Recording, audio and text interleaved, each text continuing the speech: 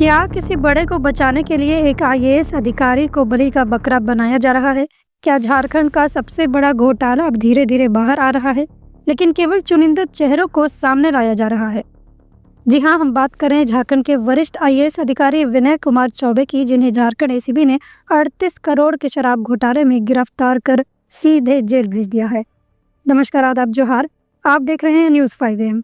विनय चौबे, जो हेमंत सोरेन सरकार में कभी मुख्यमंत्री के प्रधान सचिव रह चुके हैं और बाद में उत्पाद सचिव के पद पर तैनात थे, उन पर आरोप है कि उन्होंने शराब नीति में ऐसा बदलाव किया जिससे छत्तीसगढ़ के शराब माफियाओं को खुली छूट मिल गई।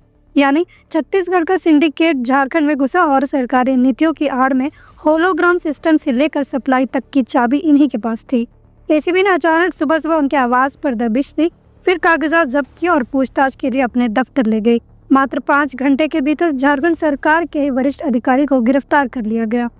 साल 2022 जब छत्तीसगढ़ स्टेट बेवरेज कॉर्पोरेशन को झारखंड की शराब नीति में एंट्री दिलवाई गई, अरुण त्रिपाठी को सलाहकार और छत्तीसगढ़ का शराब सिंडिकेट झारखंड में ठेकों से लेकर सप्लाई चेन तक काबिज हो गया। उसी समय उत्पाद सचिव थे विनय चौबे।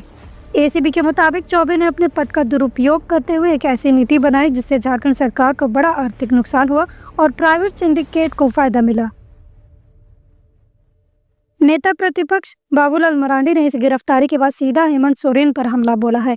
उन्होंने कहा है कि मैंने अप्रैल 2022 में ही सीएम को पत्र लिखकर इस घोटाले की चेतावनी दी थी, लेकिन उन्होंने न सिर्फ चेतावनी को नजरअंदाज किया बल्कि घोटाले को अंजाम देने में सहयोग भी किया।